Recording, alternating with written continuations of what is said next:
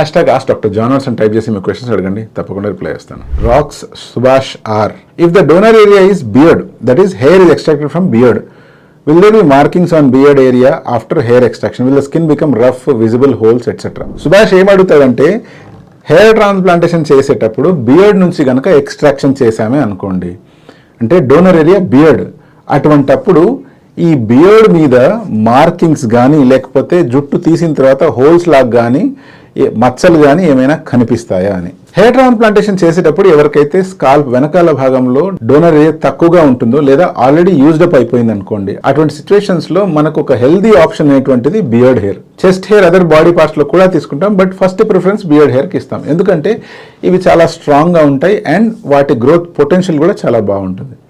ఇప్పుడు బియర్డ్ నుంచి ఎప్పుడైతే హెయిర్ తీస్తామో కామన్గా ఈ జా లైన్ అనేటువంటిది ఉంది కదా, ఈ జా లైన్ కింద నుంచే తీస్తాము.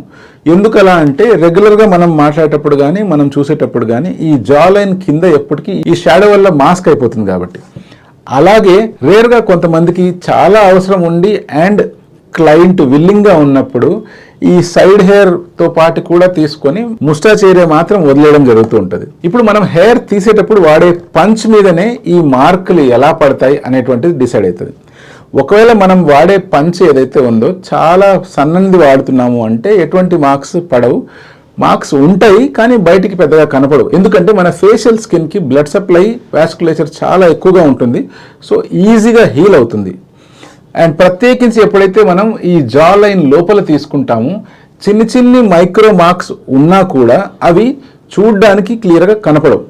దగ్గర నుంచి గమనిస్తే ఆ మార్క్స్ కనిపించవచ్చు, బట్ నార్మల్గా ఇలా చూసినప్పుడు కనపడవు. అండ్ అంతేకాకుండా మీరు అనుకుంటున్నట్టు అది ఏదో హోల్స్ లాగా అలా ఏమీ ఉండవు, మన స్కిన్ కలర్లో కలిసిపోయే చిన్ని స్పాట్స్ లాగా మాత్రమే ఉంటాయి. మీరే కనుక గడ్డం పెంచుకున్నారు అంటే ఆ ఏరియాలో దాదాపుగా తీసినట్టు కూడా తెలియదు, షేవ్ చేసుకున్నప్పుడు కూడా అది తీసినట్టు తెలియదు.